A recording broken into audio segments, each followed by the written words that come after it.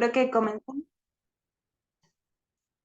Pues muy buen día a todos. Mi nombre es Paola Vanessa Cabriales. Soy estudiante del cuarto semestre de la licenciatura de Relaciones Internacionales por parte de la Facultad de Ciencias Políticas y Sociales de la Benemérita Universidad Autónoma de Puebla.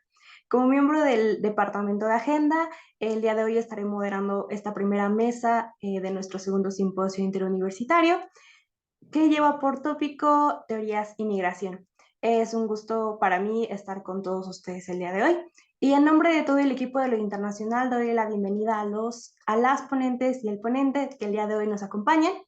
Y bueno, antes de dar inicio, me gustaría externar algunas instrucciones necesarias para que el evento se lleve acorde al establecido. Para empezar, recordarles a los ponentes que cada uno cuenta con alrededor de 15 minutos para explicar su presentación. Y finalmente recordarles que por la modalidad del evento puede que exista alguna falla o un error en la conexión, por lo cual les pedimos que permanezcan dentro de la sesión durante algunos minutos en lo que esperamos recibir indicaciones. Eso es todo por mi parte. Bueno, ahora sí que procedo a presentar a nuestra primera ponente. Alejandra Echeverría Luna es licenciada en Relaciones Internacionales por la Universidad Anáhuac de México Norte. Actualmente cursa la maestría en Relaciones Internacionales en la Universidad Autónoma Metropolitana Unidad Xochimilco y el día de hoy nos tiene preparada una ponencia. Le doy la palabra. El micrófono es todo suyo. Sí, muchas gracias, Vanessa. Bueno, voy a compartir mi pantalla. Ay, no me deja compartir, pero me dice que está inhabilitada la opción de compartir. Entonces, no sé si sea más fácil habilitarla o les mando mi presentación. Ya está. Ah, ok, ya, sí. Entonces, bueno. eh, bueno, muy buenos días a todos. Muchas gracias por la oportunidad. Bueno, voy a ser breve, voy a tratar de explicar mi tema en estos 15 minutos. Bueno, mi tema es de la parte teórica. Eh, Trato de usar la teoría de relaciones internacionales para explicar un fenómeno que se da dentro de la migración entre Estados Unidos y México. Entonces yo me estoy enfocando en los discursos antimigrantes que existen en Estados Unidos hacia la población latina, específicamente hacia la población de inmigrantes mexicanos, que considero que es un tema relevante dentro de los estudios de México y Estados Unidos, de la relación bilateral entre México y Estados Unidos. Entonces, para comenzar, quisiera explicar qué teoría o cuál es la teoría que estoy utilizando, la teoría de relaciones internacionales que estoy utilizando para explicar este fenómeno. En este sentido, bueno, estoy usando la teoría constructivista, que seguramente pues los estudiantes o egresados de relaciones internacionales ya están familiarizados. Esta teoría lo que plantea es que las estructuras sociales que nosotros conocemos están determinadas por las identidades e intereses de los actores de los fenómenos internacionales. O sea, básicamente todo lo que conocemos se da a través de ideas que se van formando a través del tiempo. Entonces, ¿cómo hacer que una identidad tiempo? Pues es necesario que existan normas y prácticas sociales que acompañen la reproducción y reforzamiento de dicha entidad. Aquí voy a poner un ejemplo muy rápido. Eh, no sé, por ejemplo, cuando nosotros los lunes a las 7 de la mañana cantábamos el himno nacional en nuestras escuelas, pues es una práctica que de cierta forma nos da identidad como mexicanos, y la forma de tener presente siempre este nacionalismo mexicano, pues es a través del himno nacional y cantarlo y estar a las 7 de la mañana ahí al pie del cañón, ¿no? Entonces este es un ejemplo un poco burdo, pero ayuda a aterrizar un poco la idea. Eh, Algunas prácticas, o sea, ya mencioné una práctica que refuerza el discurso, ¿no? Que refuerza la identidad como país, pero otra práctica muy común es el discurso.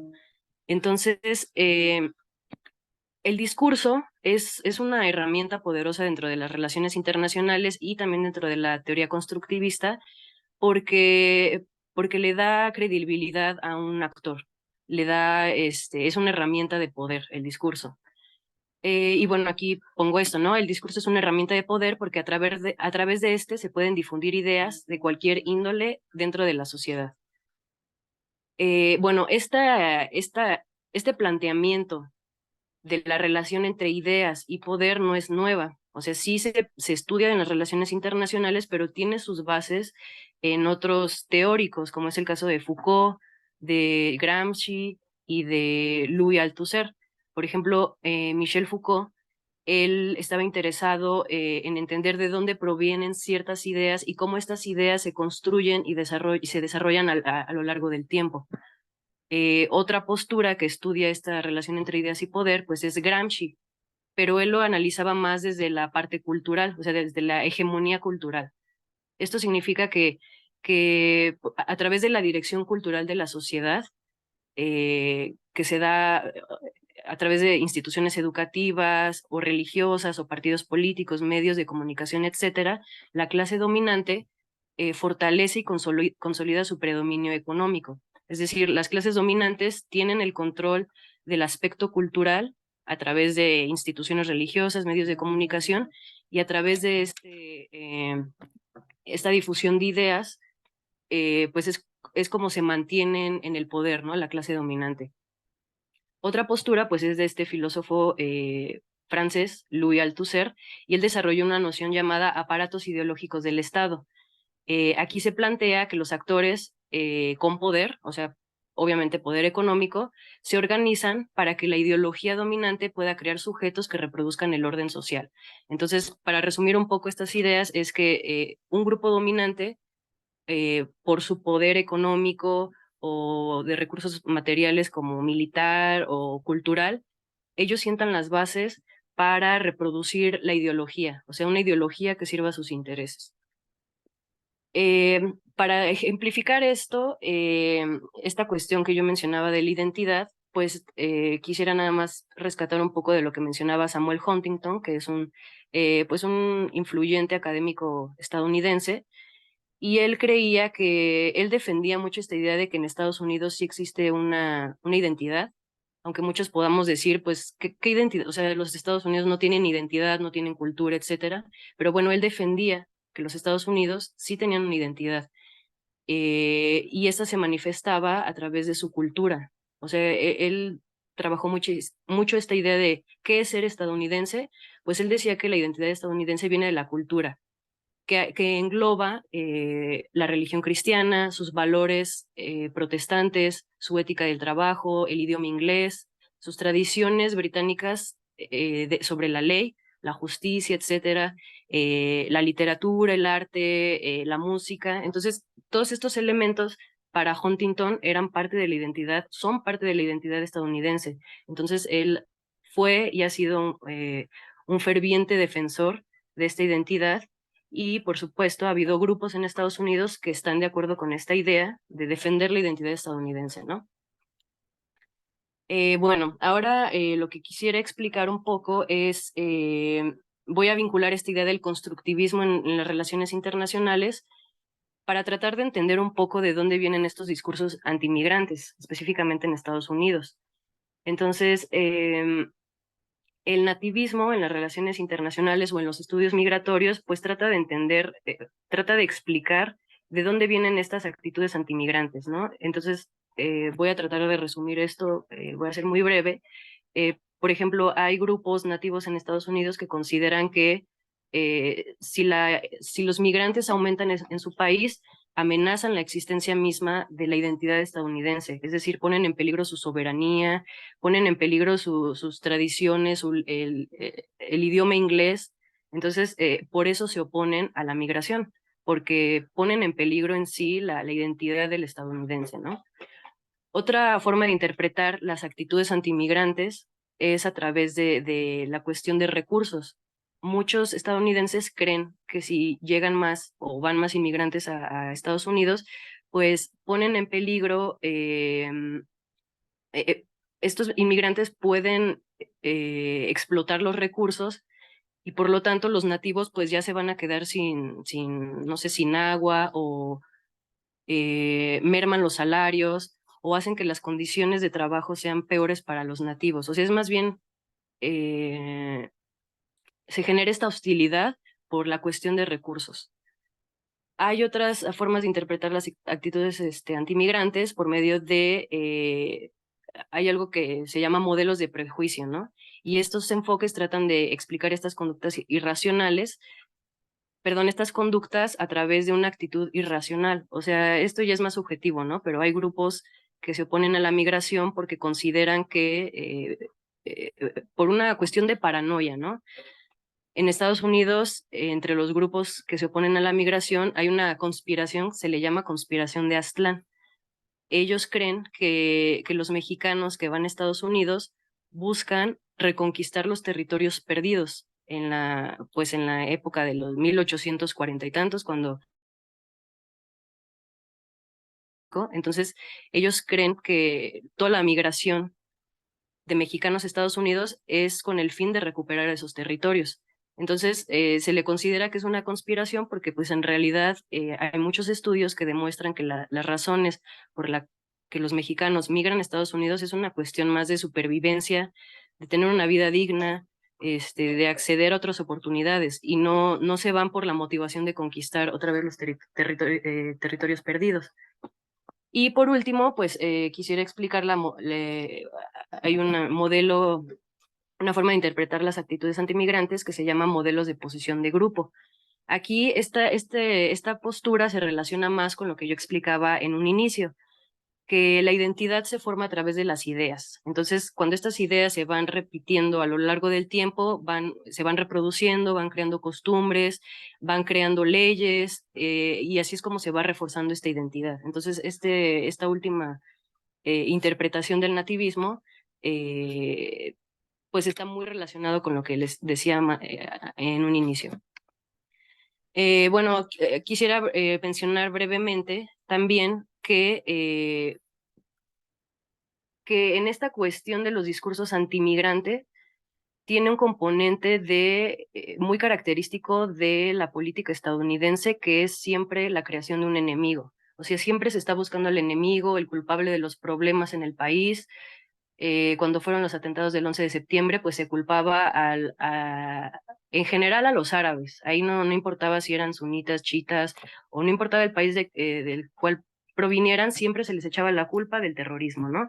Entonces ha sido el mismo caso en la cuestión de los migrantes. A los migrantes en Estados Unidos se les culpa por muchas cosas, por mermar los salarios, por la inseguridad, por desplazar el idioma inglés, o sea, son una infinidad de cosas por las que el migrante supuestamente es culpable, ¿no?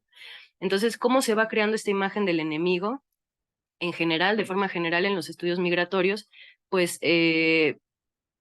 se van formando varios sentimientos, ¿no? Entonces, nada más para mencionarlos rápidamente, hay un sentimiento en el que normalmente se le imputan rasgos deshonrosos al migrante, como que es holgazán, es deshonesto, es perdón por la palabra, pero lo califican de estúpido y muchos otros calificativos degradantes, ¿no? Hay otro sentimiento que se va desarrollando hacia los inmigrantes, que es que simplemente se le ve como otro, ¿no? No es de mi mismo color de piel, no habla mi idioma, entonces simplemente lo veo diferente y lo voy a excluir. O sea, no se ve como un ser humano, se ve como otra tribu diferente u otro grupo diferente. Ese es otro sentimiento que se desarrolla. Otro sentimiento es cuando ya no nada más lo observo como alguien diferente, sino que ya lo empiezo a ver como una amenaza porque están ocupando espacios que antes ocupaban los nativos. Por ejemplo, cada vez hay más latinos o mexicanos que tienen puestos en la política o que son representantes de algún grupo religioso o de diversa índole. Entonces, pues se empieza a generar un sentimiento de aversión hacia ese éxito que desarrollan los migrantes viviendo en Estados Unidos. Y bueno, el cuarto sentimiento es cuando ya hay una amenaza, cuando ya el grupo nativo ya ve al migrante como una amenaza. O sea, antes solamente tenía ideas y simplemente lo excluía, pero ahora ya lo ve como una amenaza a su existencia y empieza a tomar acciones para pues revertir esta supuesta pérdida de dominación.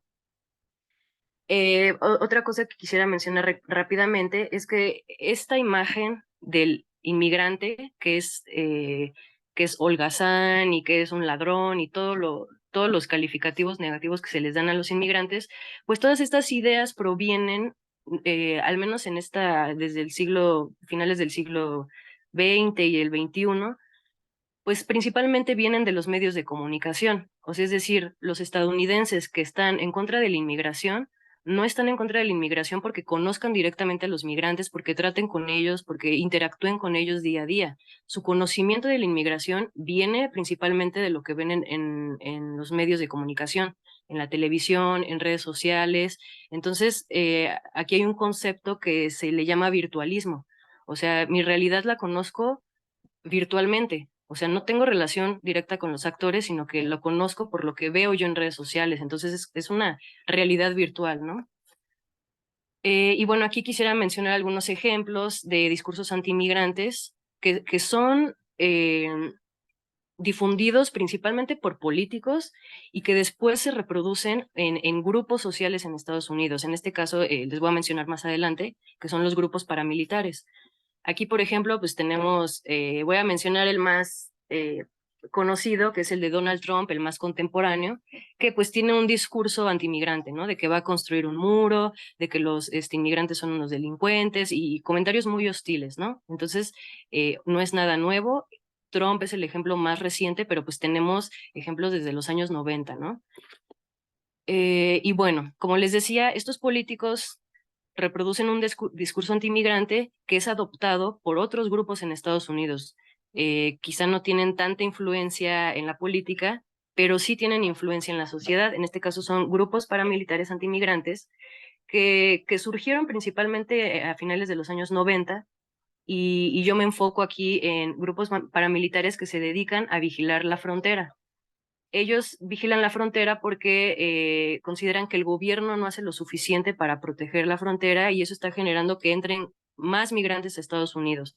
Entonces ellos asumen esta posición de yo voy a cuidar a mi país, el gobierno no hace lo suficiente, entonces yo tengo la obligación moral de vigilar la frontera y cuidarla para que no entren los inmigrantes.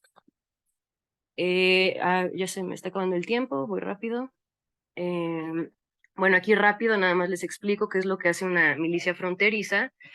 Son grupos paramilitares que por lo regular están armados, patrullan áreas de la frontera y normalmente en su discurso son abiertos. Ellos dicen, nosotros vamos a detener a cualquier inmigrante que cruce ilegalmente y normalmente lo llevan a la oficina de aduanas o lo entregan a la patrulla fronteriza.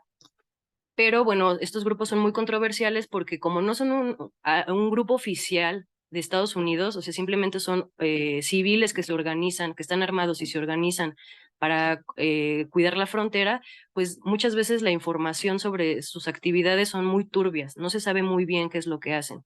Y aparte están armados, entonces esto puede poner en peligro la vida de los inmigrantes, puede vulnerar sus derechos humanos, entre otras cosas. Aquí, ¿cómo se van formando estas milicias o cómo se reclutan? Normalmente es a través de, como lo decía esta cuestión del virtualismo, o sea, su realidad la conocen a través de redes y de la televisión. Entonces, el reclutamiento de estos grupos se hace a través de redes sociales. En su momento fue MySpace, Facebook, correos electrónicos, etcétera, ¿no? Actualmente es, por ejemplo, en Telegram, WhatsApp, todas las redes que ya conocemos.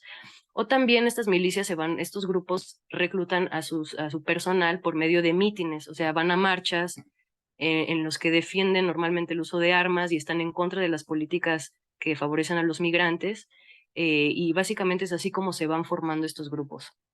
¿Qué características tienen estas milicias vigilantes que están en la frontera? Pues lo más relevante es que la mayoría de sus miembros, si no es que todos, tienen entrenamiento militar, defienden mucho su derecho a portar armas de fuego y se fundamenta esto en la segunda enmienda de la Constitución de Estados Unidos. Usan un vocabulario castrense, es como lo decía, tienen entrenamiento militar. También comparten esta postura antigobierno, o sea, ellos, si bien defienden a su país y tienen este sentimiento patriótico y nacionalista, están en contra del gobierno que ha sido negligente para proteger las fronteras, o sea, tienen esta crítica de las fronteras abiertas de Estados Unidos. Y otro punto es que tienen una buena relación con los miembros de la patrulla fronteriza, es decir, La patrulla fronteriza, que es una entidad pues reconocida y legalmente establecida en Estados Unidos, pues tiene estos acercamientos con estos grupos paramilitares. Y bueno, algunos ejemplos de narrativas de milicias antimigrantes que ya las había mencionado, pues es esto del, por ejemplo, el Great Replacement Theory, que es la teoría del reemplazo, ¿no? O sea, ellos creen que si llegan más mexicanos a Estados Unidos, pues los van a reemplazar. O sea que la raza blanca está en peligro y se va a llenar de mexicanos, de tez morena y que hablen español. Entonces ellos lo ven como un peligro porque sienten que van a desaparecer. También consideran que el gobierno estadounidense es una tiranía porque les quiere quitar su derecho a portar armas y bueno, ya había mencionado que su misión, según ellos, es defender la frontera de criminales o traficantes de drogas o terroristas. Y bueno, eso sería todo por mi parte. Muchas gracias. Muchas gracias a nuestra ponente, te agradecemos. Bueno, nos parece una ponencia bastante interesante y que es importante retomar dadas las circunstancias en las que vivimos, el panorama actual que tenemos. Así que de verdad agradecemos bastante la ponencia, fue bastante interesante y gracias. Continuamos con la ponencia de Natalia Hernández Barrientos. Ella es licenciada en Filosofía por la Facultad de Filosofía y Letras de la Benemérita Universidad Autónoma de Puebla, titulada por el trabajo de tesis Existencia como posibilidad de la angustia kierkegaardiana, y es hoy en día estudiante de la maestría en Ciencia Política por la misma alma mater. Natalie, te cedo la palabra. Adelante.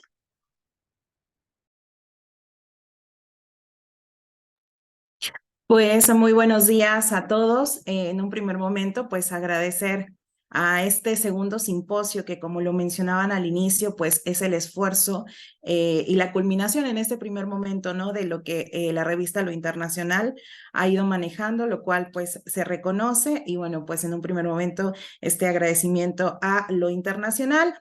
También agradezco la gentil presentación, saludo con todo cariño y estima a mis compañeros de mesa y bueno, pues a todos los presentes aquí en este grupo y también a los que nos están viendo por Facebook.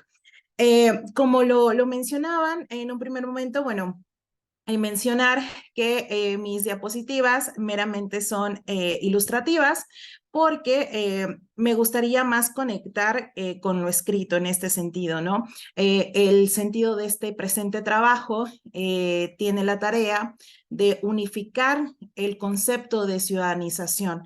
Si bien hemos aprendido conceptos como ciudadanía, como espacio público, como sociedad cívica, este aspecto o devolverle el significativo al concepto de ciudadanización, bueno, pues es un trabajo arduo, sobre todo en estos tiempos contemporáneos que se vive mucho la especulación y el acto mismo de las resistencias en estos espacios públicos que se decantan.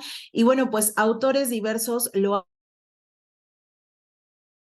posteriormente autores como Marshall, autores más contemporáneos como Rosanne Ballum, pero bueno, en este momento colocaré el punto en Hannah Arendt, sobre todo en este sentido de lo que sería el vivir la ciudadanización en el espacio universitario, ¿no?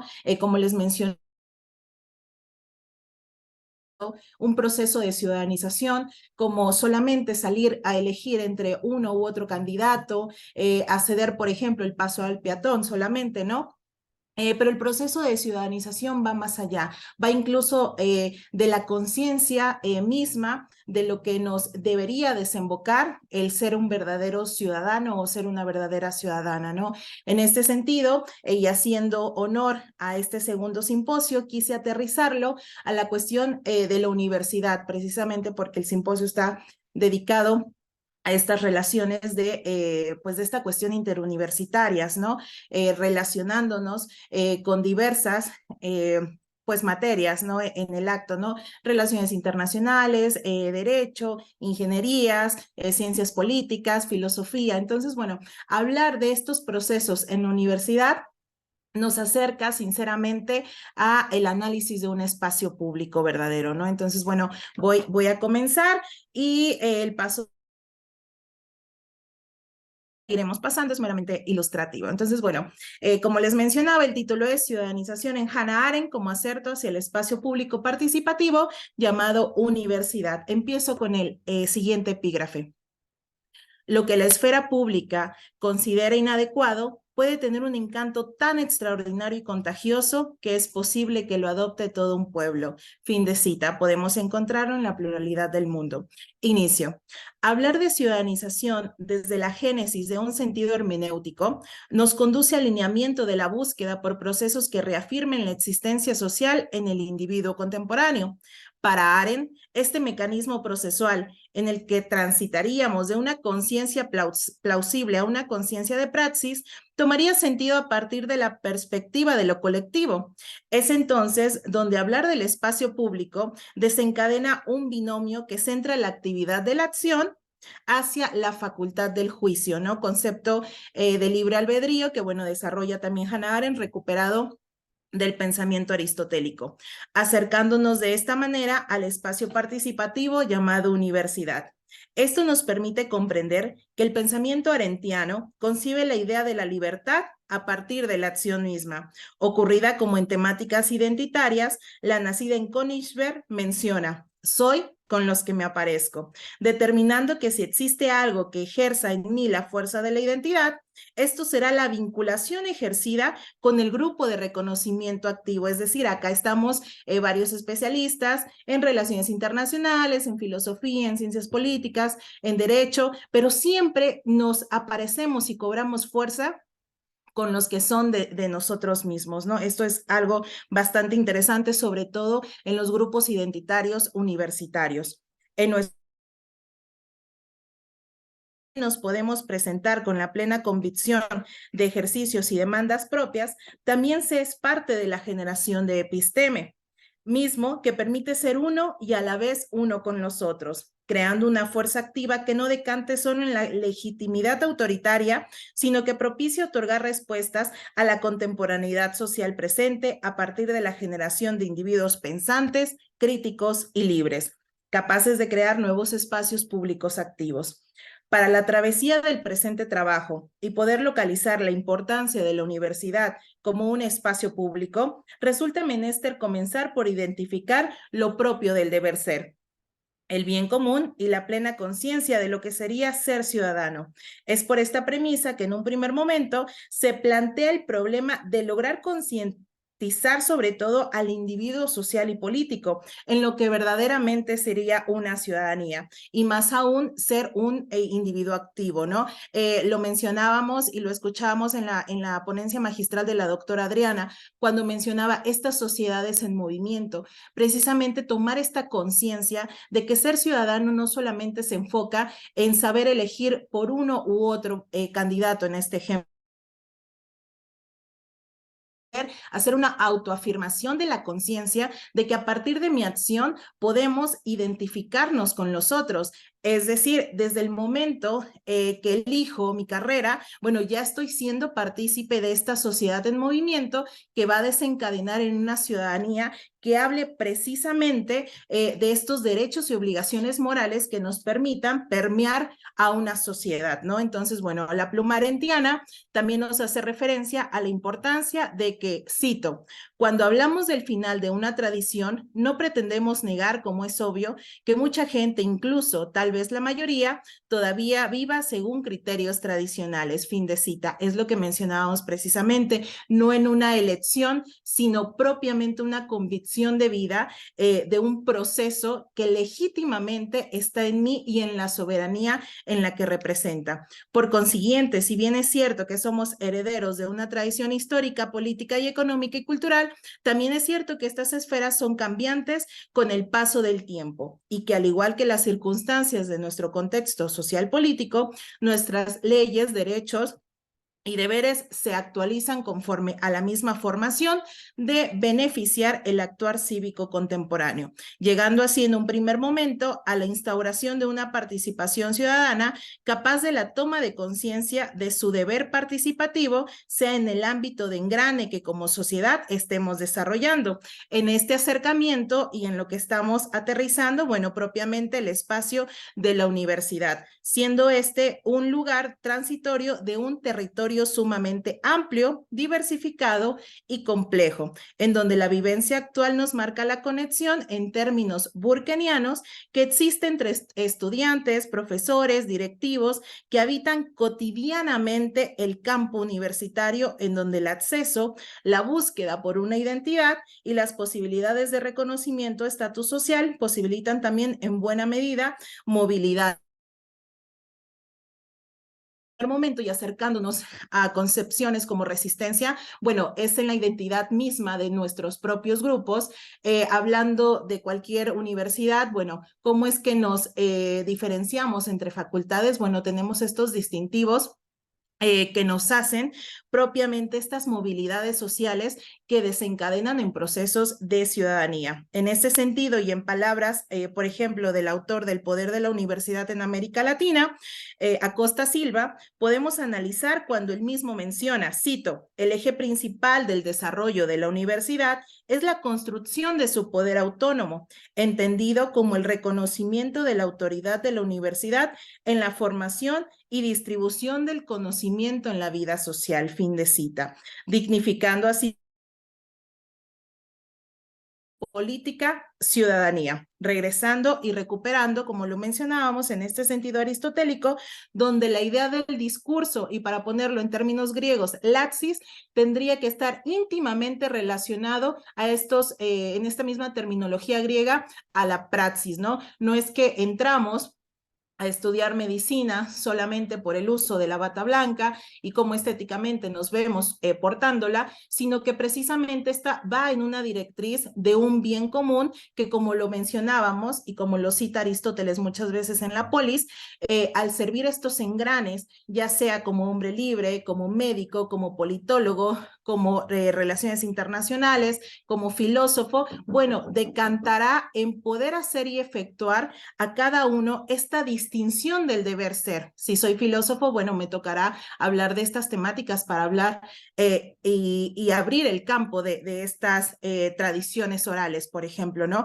Y desde la vista del médico, salvaguardar la vida, por así mencionarlo, ¿no? Entonces, por consiguiente, si bien es cierto que somos herederos de una tradición histórica, política y económica, también es cierto que estas esferas son cambiantes y que esta formación que beneficie al actuar cívico debe de ser participativo en un acercamiento, siendo la universidad, obviamente, este espacio tan grande como lo mencionábamos, ¿no? Hannah Arendt para esta situación menciona y tiene un revestimiento en tanto el trabajo que coincida entre lo que soy y lo que actúo, cuando menciona la política es pública porque es el mundo común a todos nosotros y diferenciado de nuestro lugar poseído privadamente en él. Solamente en esta podemos encontrar el verdadero vínculo de organización colectiva e individual, donde no solo soy yo capaz de ver por mí mismo, sino en pro de un bien común.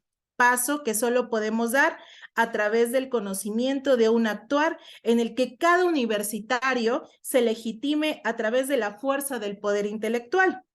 En este sentido, como derechos de procedencia, que si hablamos desde la génesis de la universidad, unos 500 años, con el surgimiento de la misma, hablando en América Latina, bueno, se ha estado buscando consolidar, ¿no? Este discurso que tenga mucho que ver entre lo que decido estudiar, lo que acciono a estudiar y lo que miro hacia poder ejercer hacia un bien común. Esto implica, como les mencionaba, la reactivación del concepto de representaciones colectivas en la sociedad, ya que esta necesidad descansa, si bien en la teoría del juicio arendtiano, también en el ejercicio del reconocimiento por el otro, ¿no? Un poco lo que estamos haciendo acá, reconociendo esta multidisciplinariedad que tenemos los unos con los otros universitariamente hablando, buscando no solo la realización de un bien individual, sino colectivo, de un y como les mencionaba, ¿no? En estos espacios diferentes, pero que finalmente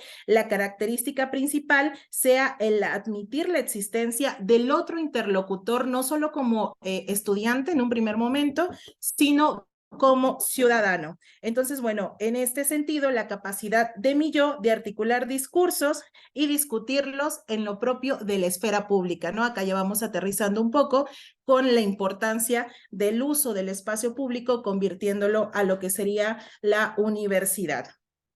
Entonces, bueno, en este sentido, subrayar que la naturaleza política de la construcción de las instituciones universitarias exige también considerar la naturaleza de sus representaciones sociales, es decir, las dimensiones simbólicas de la nueva institucionalidad y sus trayectorias. Estas representaciones son una mezcla compleja de intereses, aspiraciones, creencias y expectativas construidas. Acá me gustaría hacer un paréntesis porque autores contemporáneos como César Cancino hablan acerca de la muerte de la universidad. ¿Cómo podemos representar o entender esta muerte de la universidad? Bueno, poniendo un ejemplo muy tácito. Muchos de mis compañeros de mesa y sobre todo los que estamos acá en este simposio, seguramente les ha sucedido que cuando ingresamos a la solicitud de dar una ponencia, bueno, muchas veces nos mandan el filtro como envíanos toda la ponencia y ya vemos si damos luz verde o no, ¿no?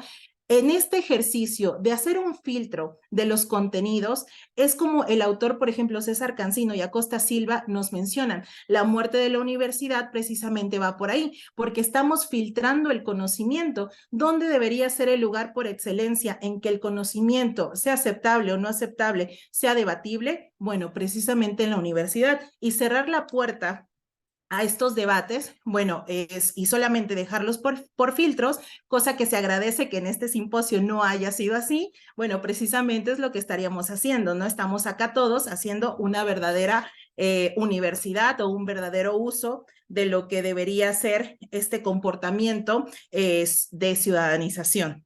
Entonces, bueno, ya para ir finalizando, porque creo que el tiempo ya premia, estoy por encima de los minutos, mencionarles también que en este sentido el estudiante, el ser humano, el universitario en su sentido clásico, es el único ser responsable del pensamiento. Y si bien es cierto que somos herederos, como lo mencionábamos, de esta responsabilidad de pensamiento político para una mejor sociedad política cultural, también debemos dar por sentado o por entendido que la responsabilidad del pensamiento político, muchas veces nacido en las universidades, nos engendra en una verdadera política de la acción, pero para la reflexión o el deseo del individuo de llevar a cabo tal directriz, parecería difícil encontrar un punto de inicio. La autora de Sobre la Revolución lo tiene claro cuando menciona, cito, el interés común podría ser la grandeza del hombre, el honor de la raza humana o la dignidad del hombre, fin de cita.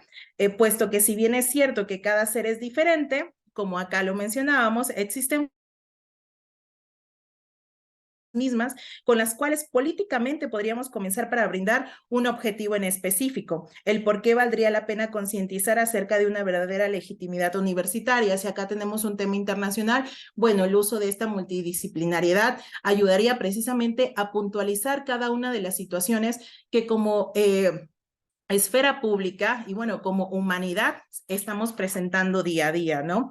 Entonces, bueno, hasta este momento podríamos cuestionarnos qué tan vigente es el pensamiento arendtiano para hablar lo propio de la universidad. Bueno, la respuesta caerá por propio peso, ya que si el individuo contemporáneo concientizara acerca de lo que es la ciudadanía y de cómo partir de esta hacia los espacios públicos de universidad, demarcaría una búsqueda de un bien común y bueno, esto pondríamos el acento no solamente en la elección de carrera y no porque tengamos que elegir amparándonos por los otros, sino porque estoicamente el cuidado de nosotros mismos hace que podamos estar listos hacia la universidad. Ya como conclusión, mencionarles que en este sentido es la misma condición humana que se expresa a través del lenguaje, la palabra, y la palabra se implica en la acción, de tal manera que si se separasen, no se concluiría el verdadero trabajo del ciudadano. De ahí que el pensamiento arendtiano esté fuertemente vigente en el actuar del individuo contemporáneo, que continúa en la ardua búsqueda de lo propio del hombre, puesto que en pluma de nuestra filósofa alemana, si algo nos ha de quedar, esto es la lengua materna, y en donde podemos vincular el discurso en su plena condición humana, sin duda alguna, siempre será en lo que llamamos universidad. Muchas gracias. Muchas gracias a ti, Natalie. Gracias por esa presentación que igual me parece muy importante retomar, dado que estamos en un espacio que precisamente debería de fungir como libre para que todos puedan compartir y recibir parte del conocimiento, ¿no? Y bueno, para finalizar las ponencias, continúo con el compañero Juan Pablo Merino. Él es licenciado en Relaciones Internacionales por la Benemérita Universidad Autónoma de Puebla y estudiante de la maestría en Estudios de Asia y África, con especialidad en China por el Colegio de México. Ha fingido también como auxiliar analista en el Departamento de Asuntos Políticos mediante la realización de sus prácticas profesionales en la Embajada de México en los Países Bajos en 2020. Licenciado Juan Pablo, es un honor tenerlo aquí. Le damos la palabra. Muchísimas gracias a ustedes, la revista Lo Internacional, por este espacio, y agradezco también las ponencias que ya han sido presentadas a mis compañeras. Y pues yo les presento en este caso una teoría de relaciones internacionales que fue elaborada por un académico chino, y esta se titula pues Teoría Relacional y fue escrita por Qin Yaqing. Yo voy a hablar un poco acerca de los aspectos básicos y el debate que la rodea, pero antes de entrar de lleno a esta cuestión, pues me gustaría explicar un poco cómo fue que yo comencé a interesarme por explorar pues esta teoría. Años de licenciatura en la UAP, como ya se mencionó, pues de Relaciones Internacionales, y fue precisamente tras los cursos de teoría de RI que me di cuenta que en general la mayoría de estas teorías pues se basaban en elementos o aspectos del pensamiento occidental, de aspectos del pensamiento europeo, habían sido escritas, diseñadas por académicos no solo de Europa, sino principalmente también de Estados Unidos. Y entonces esto me llevó a preguntarme si es que habían otras teorías que hubieran sido elaboradas, pues tomando en cuenta otra cosmovisión u otra perspectiva distinta a la occidental. Y así fue como en esta búsqueda pues me encontré con las denominadas teorías chinas de RI, y una de estas pues es precisamente la teoría relacional de Qin Yaqing. Quisiera si le pudieran mover a la siguiente diapositiva, por favor. Gracias. Pero ¿quién es Qin Yaqing? Él actualmente es profesor de la Universidad de Shandong en China, y también llegó a ser presidente de la Universidad de Asuntos Exteriores en este país. Además, fue canciller de la Academia Diplomática de China y vicepresidente ejecutivo de la Asociación Nacional de Estudios Internacionales de China. Pero también pues, es el creador de la teoría relacional de la política mundial. Siguiente diapositiva, por favor. Y bueno, aquí por ejemplo tenemos una imagen de su libro de 2018 titulado igual, La teoría relacional de la política mundial, pero en términos muy generales, ¿qué es lo que pretende esta teoría? Pues en primera instancia alejarse justamente de este pensamiento occidental. Qin lo considera la base de las principales teorías de RI. Por principales teorías, él contempla el constructivismo, el realismo, el liberalismo y sus versiones neo, y también busca este académico chino pues retomar elementos justo del pensamiento chino antiguo, centrándose entonces en la cuestión de las relaciones entre los actores internacionales más que en los actores en sí mismos. La siguiente, por favor. Pero ¿cuáles son las premisas básicas de esta teoría? En primera instancia, pues tenemos que para esta teoría el mundo en RI pues es un universo de interrelación. Este mundo está compuesto por eventos continuos y por relaciones que están en cursos. Asimismo, pues los actores sociales solo pueden ser actores en relaciones, y esto implica que sus roles, sus identidades pues van a ser moldeados a través de las relaciones sociales. También un actor en relaciones al mismo tiempo es un actor en procesos. El proceso es definido pues en términos de relaciones en movimiento. Y pues esto implica que tenemos una teoría en la cual pues los actores son vistos de una forma dinámica, en la cual pues como ya les he mencionado, pues el eje son sus relaciones. La siguiente diapositiva, por favor. Pero bueno, Chin considera entonces que las relaciones entre estos actores pues, son las que tendrían que ser la unidad de análisis de los estudios sociales. Y aquí es donde cobra mucha relevancia pues la perspectiva china. Y es que la forma de pensar incrustada en esta sociedad pues se basa en grupos, es decir, principalmente la familia, el país y el mundo. Les quiero mencionar justamente pues que dentro de China la cuestión de la familia, las relaciones que se manejan y la jerarquía que existe entre estas relaciones, pues es algo muy importante dentro de este país. Y bueno, tales grupos pues se pueden formar únicamente hasta que los individuos o los actores pues se van a relacionar o van a interactuar entre sí.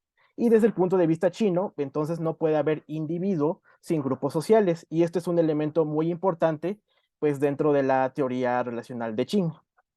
Siguiente diapositiva, por favor. Ahora bien, lo que va a hacer Ching es que él se va a preguntar cómo es que se pueden entender estas relaciones entre los distintos actores internacionales. Y él encuentra la respuesta en dos conceptos, la metarrelación y la dialéctica Yong-Yong.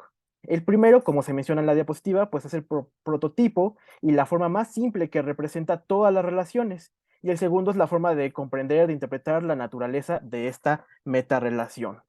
De acuerdo con Witsi Chan, pues Yong-Yong puede ser traducido como centralidad y universalidad, pero también es el nombre que recibe uno de los 4 libros del confucianismo, que es conocido como la doctrina del medio.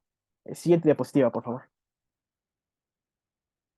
Tenemos entonces que esta teoría relacional va a entender a esta metarrelación desde la perspectiva de la filosofía china, principalmente desde el confucianismo, pero va también a retomar pues, elementos del taoísmo. Ahora bien, aquí quizás puedan reconocer este símbolo, esta imagen, que es mejor conocido como el Taiji Tu o diagrama del Taiji. Aquí tenemos entonces que acerca de la dialéctica Yong-Yong, pues se habla acerca de esta relación que existe entre el yin, fuerza o principio femenino, y el yang, la fuerza o el principio masculino, siendo que las demás relaciones van a derivar de esta relación de la que les estoy comentando. Además de esto, en esta relación del yin y el yang, pues es de carácter no conflictivo y además puede evolucionar para tomar elementos tanto del yin como del yang. Siguiente diapositiva, por favor. Va a ser interesante que tanto el daoísmo como el confucianismo van a tratar el tema de la armonía, que es justamente un elemento importante para esta teoría de Qin Ya-Qin. No obstante, este profesor pues, decidió centrarse más en la perspectiva confuciana para elaborar su teoría. Y esto se debe a que el daoísmo pues, habla de una armonía, pero como un regreso al estado de la naturaleza, mientras que por su parte el confucianismo pues, es un estado de la naturaleza que se va a alcanzar practicando esta centralidad en la sociedad. Es decir, en el confucianismo sí se da más énfasis a las relaciones dentro de la sociedad, y esto pues justamente es algo importante para la teoría relacional de este académico. La siguiente diapositiva, por favor. Ahora bien, dos conceptos que son importantes dentro de esta teoría es, por una parte, el contexto relacional. Esta es la totalidad de las relaciones que uno va a tener en un momento temporal espacial específico. Es decir, es la red relacional en la que uno está inmerso. Todos los actores sociales pues van a basar en primera instancia pues sus acciones dependiendo de las relaciones que tengan con otros. Por otro lado, vamos a tener el círculo o los círculos relacionales, y estos van a representar justamente las relaciones sociales de un actor, pero también van a reflejar el tipo y la naturaleza de cada una de estas relaciones, así como el grado de intimidad y de influencia que tenga un actor sobre otros. Aquí es muy interesante porque un determinado actor puede manipular estos círculos relacionales para obtener ganancias a corto plazo que serían tangibles, pero también lo puede hacer para obtener ganancias a largo plazo, que usualmente son intangibles, por ejemplo, ganar prestigio y reputación. Pero Ching Ya-Qin señala que un determinado actor también puede manipular estos círculos en favor del orden social. Esto siempre y cuando ese actor entienda el mundo no como un mundo de entidades separadas, sino un mundo compuesto por relaciones interconectadas de actores que se relacionan entre sí de forma dinámica y constante. Y bueno, a partir de todo esto es como Ching va a estar elaborando pues una serie de conceptos, o más bien va a estar tratando de usar la perspectiva relacional para abordar conceptos que son utilizados de manera frecuente en la disciplina de relaciones internacionales. Tenemos ejemplos como el de la sociedad internacional, los sistemas internacionales, la gobernanza, el poder o la cooperación.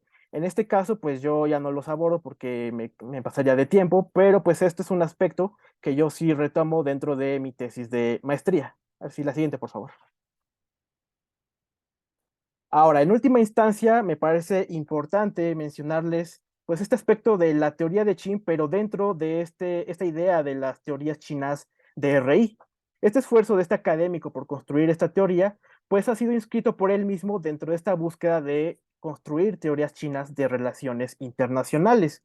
Pero, ¿qué implican esta clase de teorías para Qin Yaching? Él sostiene que estas teorías no son utilizadas para resolver los problemas que enfrenta la República Popular China, sino que él simplemente está retomando elementos de la comunidad cultural confuciana para así poder diseñar, para construir su teoría relacional y con ella poder comprender e interpretar los distintos fenómenos de la política mundial. No obstante, ¿será que todos los académicos de RI están a favor de esta propuesta? La respuesta es que no. Hay académicos de esta disciplina de relaciones internacionales, pues que consideran que esta clase de teorías, pues lo que hacen es, pues al centrarse en un país específico, pues limitan su aplicabilidad y por tanto, pues incluso están en riesgo de no ser consideradas como una teoría en sí mismas. Y además hay académicos que incluso consideran que, por ejemplo, esta teoría de Qin Yaching, pues en realidad responde a los intereses y al discurso del gobierno chino en materia de política exterior, y que a partir de esta clase de teorías lo que se busca en realidad es proyectar una imagen positiva de la República Popular China, y también buscan establecer cuál es la imagen ideal que debería tener el sistema internacional en general. Y bueno, se me olvidó comentarles ya nada más para concluir que Qin Yaching pues inserta además su teoría dentro de un debate más que es acerca del supuesto o la supuesta hegemonía de Occidente de RI en términos generales y dentro del ámbito teórico en concreto. Entonces aquí tenemos que él forma parte de estas voces desde lo que podrían algunos llamar pues lo no occidental, pues de criticar este predominio y además lanzar iniciativas, proyectos como las teorías chinas de RI y como pues esta teoría incluyo. Muchísimas gracias. Muchísimas gracias. De verdad también consideramos que este es un tema que vale la pena retomar, debido a que además de que se exploran otras teorías que van más allá de lo occidental, por supuesto que amplía nuestro conocimiento tanto de regiones como de teorías. Y bueno, una vez terminadas las ponencias, hacemos apertura de la sesión de preguntas y respuestas. Para llevar un orden, empezaremos con las preguntas que surgieron a raíz de la primera ponencia y tenemos en el chat algunas. La primera de ellas es, ¿se toman medidas contra los grupos paramilitares o el gobierno los apoya de manera indirecta? Sí, muchas gracias por la pregunta. Bueno, en este sentido, pues sí, o sea, es una buena pregunta porque se puede abordar desde desde diferentes ángulos. Entonces, pues sí, hay grupos en Estados Unidos que apoyan mucho estas políticas antimigrantes. Normalmente es los miembros del Partido Republicano. Y sí ha habido manifestaciones públicas en contra de estos grupos paramilitares. Por ejemplo, cuando fueron los atentados del 11 de septiembre, estos sentimientos antiinmigrantes se exacerbaron más.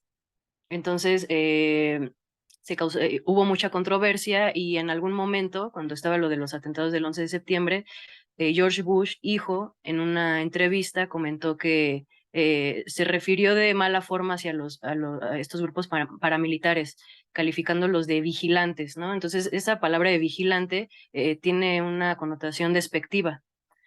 Entonces, contestando concretamente, sí, por ejemplo, en su momento George Bush se manifestó en contra de estos grupos paramilitares y normalmente el Partido Demócrata ha sido más cuidadoso en este tema. O sea, normalmente el Partido Demócrata apoya a los migrantes o ha tratado de generar políticas a favor de los migrantes. Sin embargo, pues también está el otro lado, que normalmente son los grupos republicanos, los políticos republicanos, que han promovido políticas antimigrantes, y es que no me quisiera salir de la pregunta, ok, si el gobierno los apoya de manera indirecta.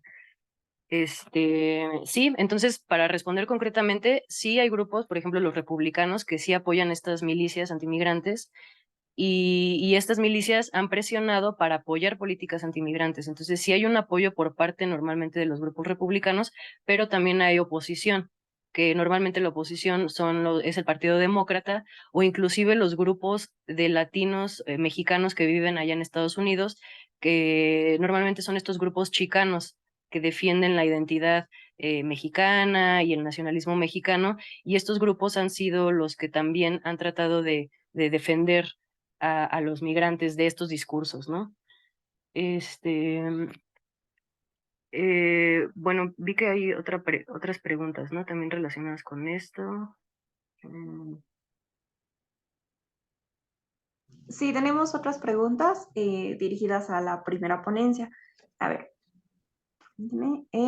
la segunda pregunta que tenemos en el chat es, ¿qué estrategias podrían implementarse para contrarrestar estos discursos antimigrantes y promover una mayor comprensión y respeto hacia la migración mexicana en Estados Unidos? Bueno, esta también me parece una pregunta interesante.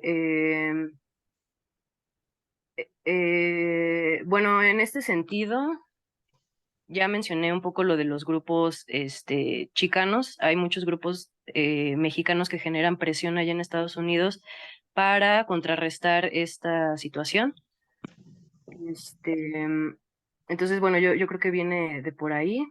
Mm, eh, es que había anotado las respuestas a las preguntas que me habían hecho. A ver, nada más rápido. Tenemos unas más arriba, si gustas, continuamos con Ok. eso. Ajá. Ok, Bueno, bien. hay otra que pregunta, ¿se espera que estos grupos paramilitares extiendan su presencia en Estados Unidos o cuál es el panorama previsto para ellos? Ok, sí, esa pregunta también es interesante. Bueno, aquí nada más quisiera mencionar que después de los atentados del 11 de septiembre fue cuando estos grupos adquirieron mucha notoriedad, mucha fuerza, fueron muy mediáticos, y ya después de los atentados como que se fue atenuando.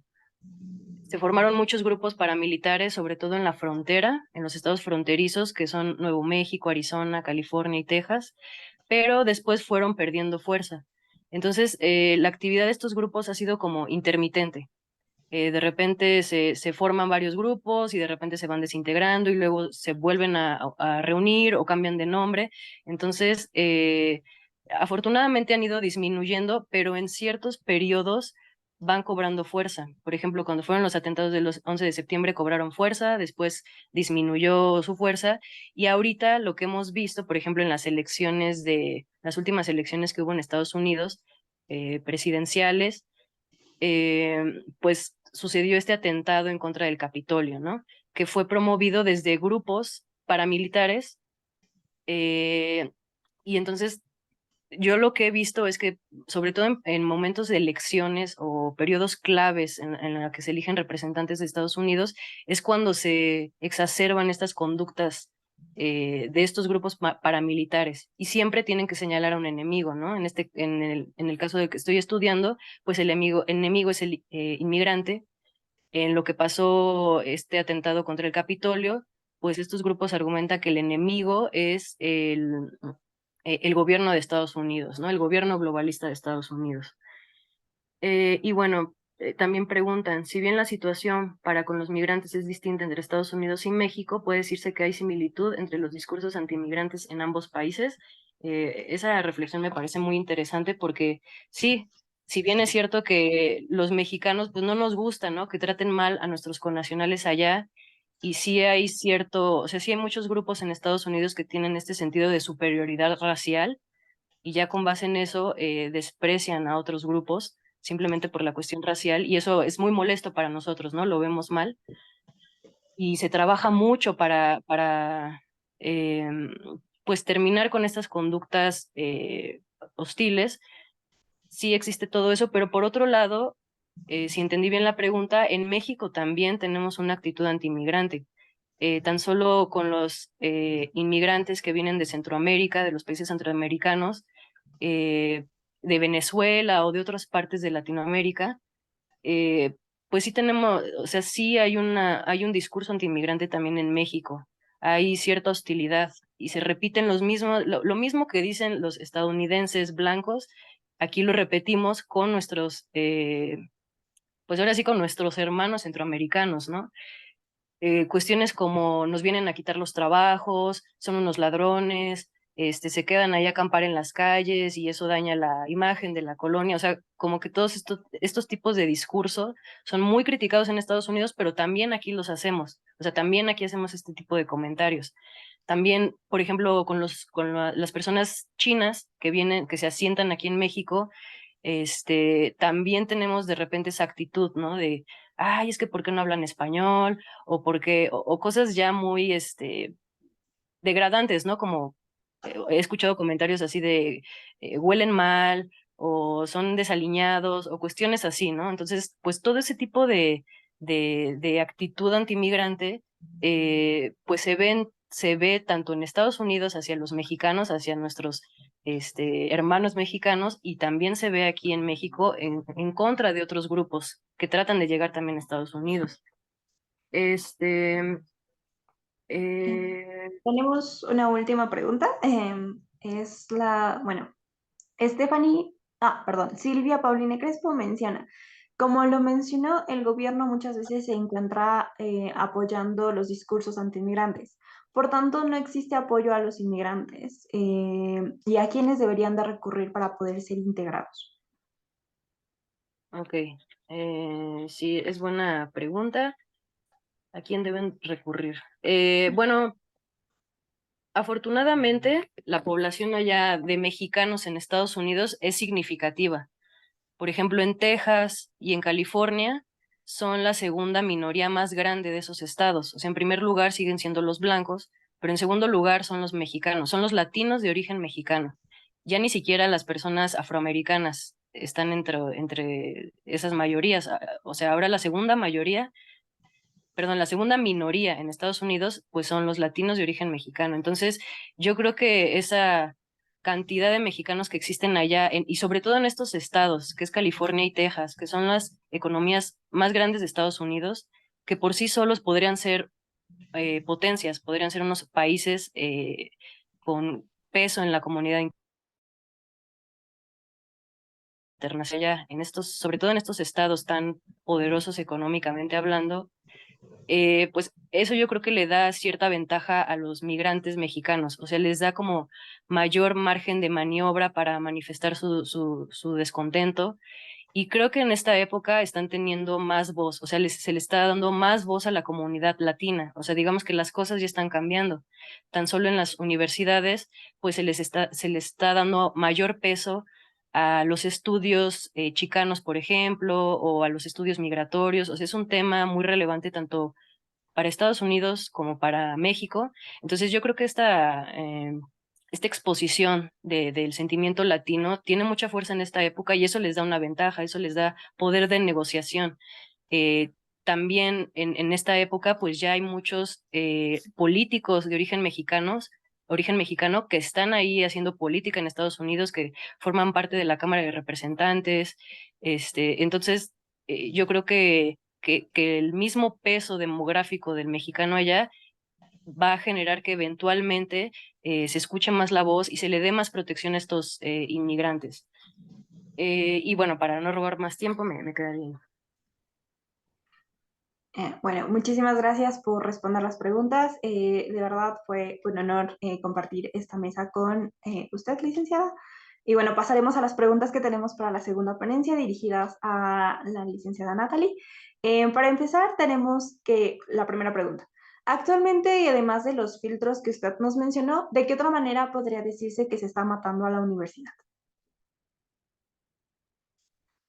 Muchas gracias. Agradezco verdaderamente a quien hizo esta pregunta tan interesante, sobre todo porque es un tema bastante contemporáneo. Además de estos filtros que los dije, que hice mención muy de pronto, hay autores, por ejemplo, que rescatan, y lo mencionaba dentro de la ponencia, ¿no? Un autor más cerca que sería Rosan Balún, él habla acerca de la desconfianza que existe en la legitimidad que muchas veces nos ha hecho perder la universidad propiamente, hace que también estemos hablando de una muerte universitaria. Es decir, ¿quién podríamos acá preguntarnos o cuestionarnos quién dictamina el canon, por ejemplo, en las licenciaturas, posgrados, etcétera, a determinar el ver a un autor? ¿Por qué vemos a este autor sí y por qué no vemos a este otro autor? ¿Por qué hablamos de estas temáticas, de las ejemplificaciones aquí para entrar un poco al tema de relaciones internacionales? ¿Por qué hablamos de las temáticas o teorías propiamente de ciertos países, pero no regresamos la mirada, por ejemplo, a otros continentes? Que bueno, lo veíamos en la primera ponencia, ¿no? En el continente africano, que no estamos poniendo el punto en estos intereses colectivos, ¿no? Entonces, también hay otro autor que es anglosajón, Terry Eagleton, me parece, y bueno, él también nos está hablando de una muerte de la universidad en cuanto a las humanidades, ¿no? Mi formación, como ya me hicieron favor de mencionar, bueno, soy filósofa, ahora estoy entrada en estas cuestiones de ciencias políticas, lo cual ha sido una combinación bastante interesante, porque al hablar de una muerte de la universidad, precisamente de la vinculación en las humanidades dentro de la universidad, incluso dentro de la educación media superior, está privándonos de un sentido cualitativo. Ya la universidad no está dando el paso a los intereses cualitativos o dando el interés propiamente a la sociedad, sino básicamente está interesado en cuantificar todo, ¿no? Dejamos de ser Natalia Hernández Barrientos por ser una matrícula, por ejemplo, ¿no? 2234 etc., que he de confesarles que no me la he memorizado del todo bien, pero bueno, nos acercamos ya a ser un número más. Entonces, hemos desvinculado este sentido primero a estos espacios públicos, ¿no? El tener que estar como en una vinculación de facultad contra facultad, de este es mi salón, pero este es mi edificio, pero este es tuyo, etcétera, que es algo que nos interpela propiamente muy cotidianamente. Bueno, estamos matando la universidad, no solamente el espacio público que debería ser encauzado para el conocimiento en general, ¿no? También algo recuperado por César Cancino y Gregory. Y bueno, para hacer también uso de autores como Huntington, que se mencionaban también, bueno, es determinar por qué el aumento del más fuerte, por así decirlo, bueno, pues dictamina el canon siempre, ¿no? En este sentido, porque en situaciones como movimientos sociales estamos leyendo los handbooks de Donatella y por qué no estamos leyendo Alberto Olvera, mexicano, sapiencial del tema, y bueno, que está en esta inmediatez mexicana, ¿no? Voltear y volvernos a cuestionar por estos principios de lo que debería ser una ciudadanización, en tanto no matar nuestros espacios públicos, daría la formación de un verdadero conocimiento y sobre todo multidisciplinario, que es como recapitulo muchas veces, es lo propio del ser universitario. Agradezco la pregunta, gracias. Muchas gracias. Personalmente tengo otra pregunta que me gustaría conectar con lo que acaba de responder. Durante la ponencia usted hizo mucha mención del deber ser y de las representaciones colectivas y creo que me gustaría como hacer énfasis en este último concepto, vinculándolo a la política actual. ¿De qué manera considera que podría, digamos que hacer una verdadera representación colectiva en la política? Porque bueno, muchas veces colectivas o que son de Ah, manera horizontal, realmente están guiadas por intereses bastante propios, por así decirlo, ¿no? Hay conflictos de interés de por medio. Pero ¿de qué manera podrían guiarse estas verdaderas representaciones colectivas en el mundo de la política?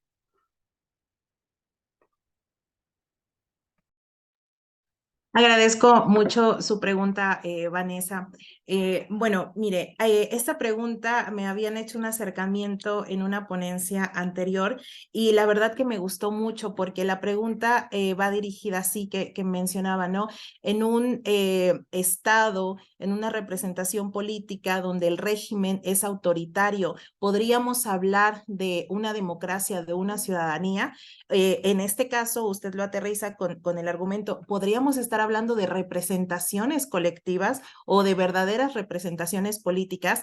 La respuesta sería sí. Por eso, mucho de lo que me gusta recuperar es el pensamiento arendtiano, porque en Hannah Arendt no solamente hablamos de un colectivo que solamente en esta fuerza inmediata es fuerte, ¿no? Por mencionarlo, ¿no? No, ustedes como expertos en relaciones internacionales no solamente son fuertes en grupo, por así mencionarlo, somos fuertes también individualmente porque tenemos la conciencia de la autoafirmación. Ponía el ejemplo, ¿no? Llamarnos ciudadanos no solamente es ir, salir y votar, elijo este candidato, 2 de julio, regreso a mi casa, bueno, ya hice ejercicio de una ciudadanía, no, sino que va más allá de un ejercicio de conciencia, de una Pareciera que nos van dictaminando los partidos políticos el canon, ¿no?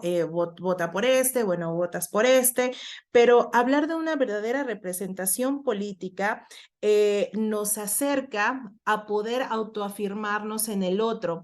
En Adam Smith, para incluir también a los economistas, a nuestros amigos economistas, hay un concepto bastante interesante, concepto de imaginación. ¿Cómo puedo hacer ciudadanía individual? Bueno, haciéndome consciente de la necesidad del otro. Pero ¿cómo me hago consciente? Por ejemplo, ¿por qué me hago consciente de la necesidad de los temas, por ejemplo, que interpelan a mi compañera Alejandra, a mi compañero Juan Pablo? Bueno, a partir de imaginar en lo que ellos están trabajando, ¿no? Entonces, bueno, en la ciudadanía, si me pongo en el lugar del otro, hago una verdadera representación colectiva. Vamos en Avenida Reforma y vemos que están un grupo sobre todo de sociedad civil que están haciendo uso de la resistencia, manifestándose. El primer adeudo del conductor, bueno, es voy a llegar tarde al trabajo, estoy de malas, ¿por qué tienen que manifestarse otra vez? Somos incapaces de ponernos en el lugar del otro, de este colectivo de movimiento social.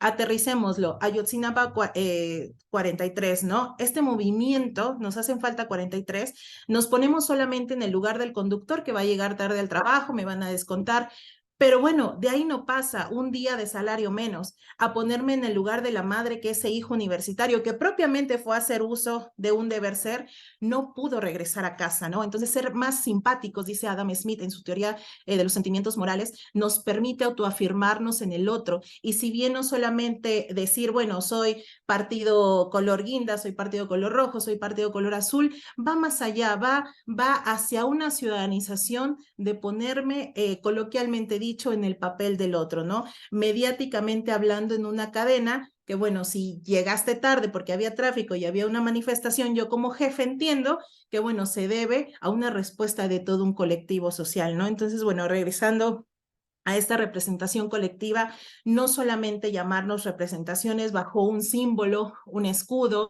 en este ejemplo, ¿no? De nuestra alma mater, a todos los que somos beneméritos, sino que va más allá de identificarme en el otro, no porque somos WAP, sino porque estamos en este interés colectivo de la búsqueda por un conocimiento que nos lleve a una representación del deber ser. Le agradezco mucho, Vanessa. Igualmente, de verdad, muchas gracias por responder nuestras preguntas. Continuamos con las preguntas que van dirigidas a la tercera ponencia, al licenciado Juan Pablo. Para empezar, tenemos la pregunta del público.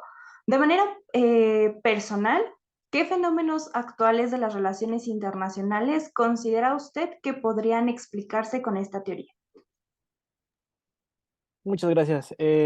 Pues de manera personal yo consideraría, y de primera idea, pues serían todos estos procesos de cooperación y dinámicas de poder que suceden en la región asiática, pero en concreto en el este de Asia, porque como ya les mencioné en mi exposición, pues el confucianismo es como parte de la base de esta teoría relacional y el confucianismo permeó en lo que son países actuales como Japón, como Corea. Entonces es aquí donde podríamos ver una mayor aplicabilidad de esta teoría. Sin embargo, justamente está este reto de que dicha teoría pueda ser aplicada a contextos fuera de esta región asiática. Y pues por lo menos dentro de mi investigación de la tesis de maestría, hasta ahora solamente me he topado con académicos que retoman dicha teoría para analizar procesos justamente al interior de la región asiática, particularmente obviamente en el caso de China, e incluso procesos internos de este país. Entonces, justamente, pues habría que ir analizando, seguir evaluando si esta teoría pues puede ser o va siendo utilizada por académicos de RI para analizar otros procesos fuera de esta región asiática. Gracias. Muchas gracias a usted. Tenemos otro par de preguntas. La primera es, ¿responde esta inscripción del autor al desarrollo de las teorías chinas de relaciones internacionales con el creciente ascenso de China en la escena mundial y su creciente impronta como potencia mundial? Es una muy buena pregunta. Varios académicos dirían que sí, como ya lo mencioné también en la exposición. Dentro de mi investigación de la tesis, nuevamente me refiero a ella, pues sí hay ciertos elementos que responden a este discurso chino, del gobierno chino en materia de política exterior, esta cuestión, por ejemplo, del mundo armonioso, el concepto de armonía.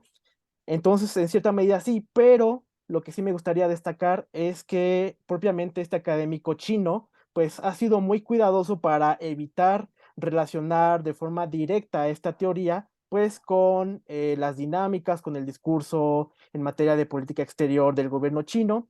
Entonces, sí hay que tener un poco de cuidado y hay que tratar de seguir evaluando cómo va desarrollando este académico, pues su teoría y cómo la va aplicando él y otros académicos. Gracias. Y bueno, finalmente también tenemos la última. Dice, ¿qué críticas o obstáculos puede tener este tipo de iniciativas no solo por parte de Occidente y las teorías tradicionales, sino de la propia Academia China?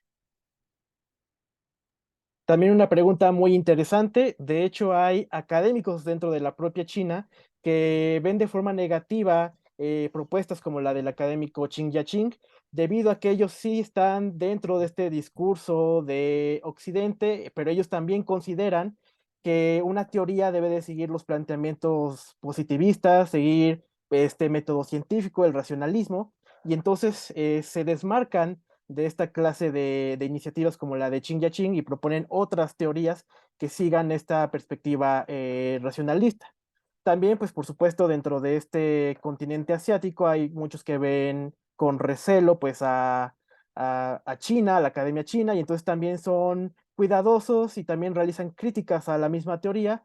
Dentro de mi tesis de licenciatura justamente pude percatarme de académicos sudcoreanos que también eran muy cuidadosos de este tipo de iniciativas, tenían esta misma perspectiva de que incluso unas teorías chinas de RI podrían representar una hegemonía distinta a la que existe o supuestamente existe dentro de las RI, es decir, implicaría que simplemente habría un desplazamiento de la hegemonía de Occidente por una hegemonía de China. Y pues eso puedo comentar por ahora. Gracias.